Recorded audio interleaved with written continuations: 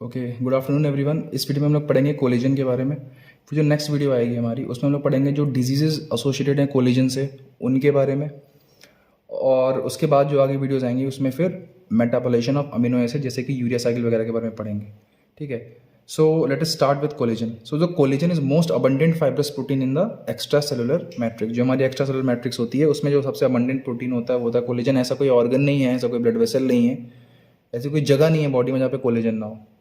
सो collagen का नाम आपको सुनने को मिलता ही है, मिलता हर सब्जेक्ट में। ठीक है, so this is the most abundant fibrous protein in the extra cellular matrix and it is also the most abundant. So this M/A represents most abundant. So most abundant protein in body also. So the highest density of collagen is present in cornea and after that it is present in skin. तो ये तीन MCQ में basic से आपको याद रखने पड़ेंगे कि सबसे abundant fibrous protein होता है बॉडी में, सबसे abundant प्रोटीन होता है बॉडी में, हाईएस्ट डेंसिटी प्रेजेंट होती है कॉर्निया में, और अगर वो ऑप्शन में ना हो तो स्किन। ठीक, अब आ जाए स्ट्रक्चर ऑफ कोलेजन पे। देखें, कोलेजन में होती हैं 3 पॉलीप्रोलीन अल्फा चेन। ये एक ट्रिपल हेलिक्स होता है। हमने डबल हेलिक्स पढ़ा है डीएनए। हमारा डीएनए क्या होता है? Double helix. What is a double helix? कि दो रस्सियों को आपस में एक दूसरे के ऊपर ओवरलैप करते जाओ तो जो बनता है वो होता है डबल हेलिक्स। तो ऐसे मैंने 3 रस्सियाँ ली और इन तीनों को आपस में एक में ओवरलैप करता गया, रोटेट करता गया, तो जो स्ट्रक्चर बनेगा उसे बोलते हैं ट्रिपल हेलिक्स। तो उसमें अब हम समझते हैं कि एक रस्सी किससे बनी होती है। तो जो एक रस्सी होती है that is called as one, मतलब जो एक पॉलीप्रोलीन अल्फा चेन होती है, एक पॉलीप्रोलीन अल्फा चेन वो किससे बनी होती है? सो एक रस्सी की स्ट्रक्चर यूनिट होती है ग्लाइसिन XY रिपीट्स। ठीक, तो हम क्या कर रहे हैं, 3 रस्सियों में से एक रस्सी निकाल ली। अब देख रहे हैं कि वो किससे बनी है, तो उसमें हमें मिले glycine XY repeats. Now what is this glycine XY repeat? Glycine is an amino acid. What is X and Y? So XY represent either hydroxy proline और हाइड्रोक्सी लाइसिन। या तो ये हाइड्रोक्सी प्रोलीन होगा या तो हाइड्रोक्सी लाइसिन होगा। ठीक,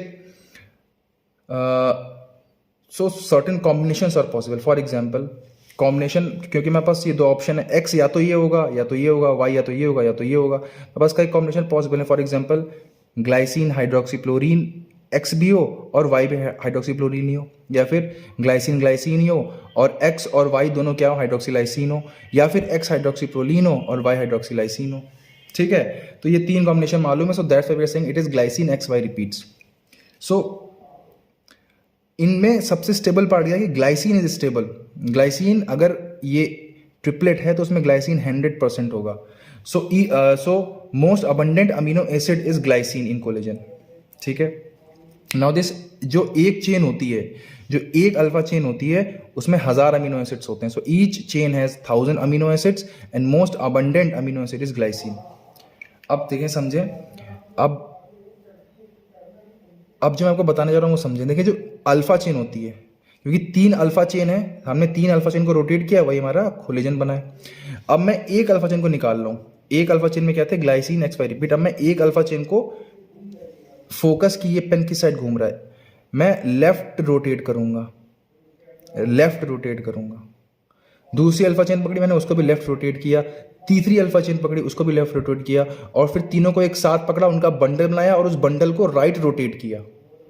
ये बात समझना बहुत इंपॉर्टेंट है। एक अल्फा चेन लेफ्ट रोटेट किया, दूसरी अल्फा चेन लेफ्ट रोटेट किया, तीसरी अल्फा चेन लेफ्ट रोटेट किया, तीनों का बंडल बनाया, उस बंडल को पूरे को राइट रोटेट किया। So this is what collagen looks like. So each alpha chain twisted in left handed direction and 3 alpha chain together twisted in right handed direction. ठीक है, तो बहुत ज़्यादा कुछ इसमें रॉकेट साइंस है नहीं। It is a 3 polyproline alpha chain. एक चेन में ये होता है, सबसे अबंडेंट ग्लाइसिन होता है। Single chains left handed direction में ट्विस्टेड होती हैं और जो बंडल होता है वो राइट हैंड डायरेक्शन में ट्विस्टेड होता है। बस खत्म। अब आ जाओ क्वार्टर स्टैगर्ड अरेंजमेंट। नो, इसका मतलब समझते हैं। मान लीजिए ये एक ट्रिपल हेलिक्स है। वर्ड्स को ध्यान से सुनिए, ये एक ट्रिपल हेलिक्स है, मतलब तीनों चेन्स वही लिपटी हुई हैं। ये दूसरा ट्रिपल हेलिक्स है और ये तीसरा ट्रिपल हेलिक्स है। ठीक, तो जो एक ट्रिपल हेलिक्स और दूसरा ट्रिपल हेलिक्स होते हैं वो एक दूसरे वो जब स्टार्ट होते हैं तो पहले वाले को सम्मान देने के लिए कुछ स्पेस छोड़ के स्टार्ट होते हैं। मतलब मान लो कि ये अल्फा, मान लो कि जो ये ट्रिपल हेलिक्स है, ये जो पूरी ट्रिपल हेलिक्स है ये 100 सेंटीमीटर की है सपोज। तो जो ये वाली है ये इसको 1/4 सम्मान देके, मतलब ये 25 सेंटीमीटर जगह छोड़ के फिर यहाँ से स्टार्ट होगी। ठीक है, मान लो ये वाली चेन 200 सेंटीमीटर की है, तो जो ये वाली चेन है ये इसको 1/4 सम्मान देके, मतलब 1/4 ऑफ 200 इज 50 सेंटीमीटर पीछे से स्टार्ट होगी। This known as quarter staggered arrangement, कि जो एक चेन की लेंथ होगी, पहली वाली चेन की लेंथ होगी, सेकेंड वाली चेन उससे 1/4 गैप देके फिर उससे बॉन्ड बनाना स्टार्ट होती है, और जो थर्ड चेन होगी वो सेकेंड वाले से की लेंथ का 1/4 गैप देके उससे बॉन्ड बनना स्टार्ट होती है। ठीक है, और जो दो ट्रिपल हेलिक्स होते हैं ये आपस में जुड़े होते हैं एल्डोल कोवेलेंट क्रॉस लिंक से, एल्डोल या फिर कोवेलेंट क्रॉस लिंक से। बस खत्म। ठीक, तो स्ट्रक्चर बहुत आसान था, इसमें ज़्यादा कुछ है नहीं। आपको क्या बोलना है कि इट इज़ अ 3 पॉलीप्रोलीन चेन। ठीक है, देयर आर 3 पॉलीप्रोलीन चेन। एक चेन में बात करें तो ग्लाइसिन X5 रिपीट्स होते हैं, X में हाइड्रोक्सीप्रोलीन या हाइड्रोक्सीलाइसिन हो सकता है। लेफ्ट हैंड चेन में एक एक चेन फोल्ड होती है, तीनों मिला दो तो राइट हैंड में फोल्ड हो जाती है, और हर चेन दूसरी, और जो एक पूरा ट्रिपल हेलिक्स होता है वो दूसरे ट्रिपल हेलिक्स से 1/4 का गैप देकर स्टार्ट होता है, और वो आपस में जुड़े होते हैं एल्डोल कोवेलेंट क्रॉस लिंक से। बस खत्म, ये था स्ट्रक्चर ऑफ कोलेजन।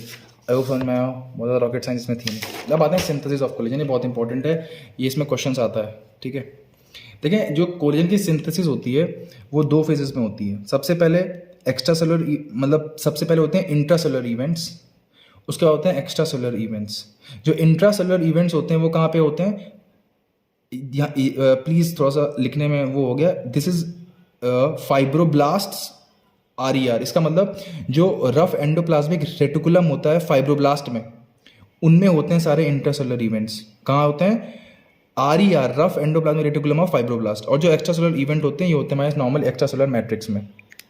ठीक है, तो समझो ये मान लो सेल है, ये फाइब्रोब्लास्ट है, और फाइब्रोब्लास्ट के ऊपर ये है रफ एंडोप्लाज्मिक रेटिकुलम है। तो सबसे पहले रफ एंडोप्लाज्मिक रेटिकुलम सिंथेसाइज करते हैं प्री प्रो कोलेजन। क्या सिंथेसाइज करते हैं, प्री प्रो कोलेजन। ठीक, फिर इन प्री प्रो कोलेजन का होता है हाइड्रोक्सिलेशन। पूरे चेन का हाइड्रोक्सिलेशन नहीं होगा, चेन में जहाँ पे प्रोलीन और लाइसिन है बस वहाँ पे हाइड्रोक्सिलेशन होगा। So hydroxylation of proline and lysine residues. जो इसमें इंपॉर्टेंट एंजाइम यूज होता है उसको वो होता है मोनो ऑक्सीजनेज, जैसे को हम लोग बोलते हैं लाइसिल हाइड्रोक्सिलेज। सो लाइसिल हाइड्रोक्सिलेज और mono oxygenase is responsible for the hydroxylation of proline and lysine amino of proline and lysine residues of pre pro collagen. और जो कैटलिस्ट रिक्वायर होता है, इसके लिए कैटलिस्ट रिक्वायर होता है विटामिन सी या अल्फा कीटोग्लूटारेट। विटामिन सी और अल्फा कीटोग्लूटारेट। विटामिन सी इसीलिए अगर विटामिन सी की किसी बॉडी में कमी होती है तो ब्लीडिंग होने लगती है उसकी बॉडी में, क्योंकि जो हमारी ब्लीडिंग रुकती है उसमें एक मोस्ट इंपॉर्टेंट पार्ट जो होता है फाइब्रिन बनाने का, वो कोलेजन फॉर्म करता है।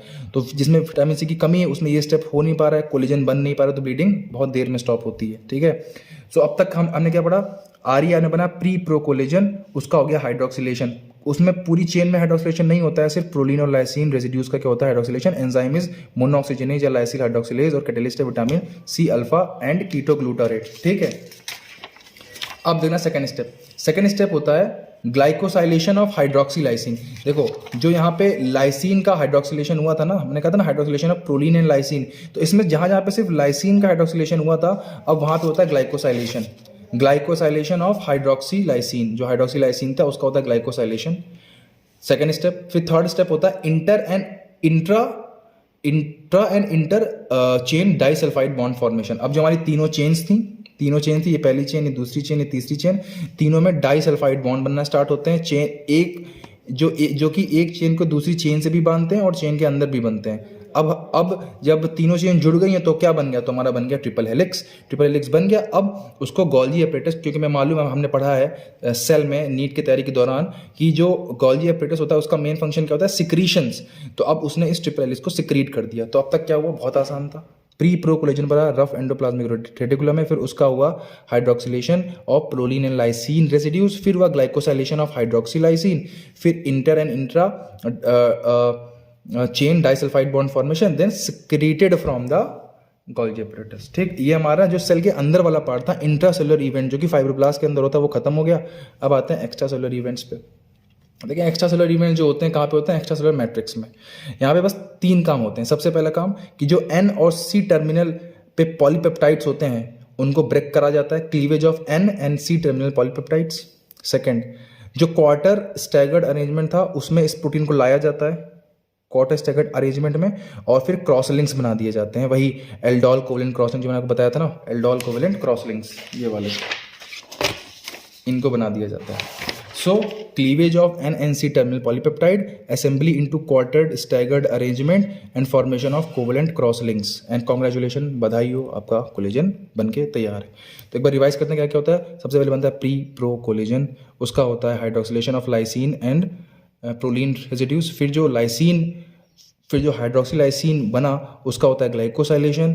फिर उसके बाद inter and alpha disulphide bond formation, फिर formation of triple helix and release from Golgi apparatus। फिर बाहर जाता है, वहाँ पे 3 काम होते हैं। एन एन सी टर्मिनल पे जो पॉलीपेप्टाइड है उनको काट के निकाल दिया जाता है, क्वार्टर स्टैगर्ड अरेंजमेंट में अरेंज किया जाता है और क्रॉस लिंक बना दिए जाते हैं और हमारा कोलेजन का हो गया तैयार। ठीक है, सो थैंक यू। हम लोग नेक्स्ट वीडियो में पढ़ेंगे diseases associated with collagen. Bye bye.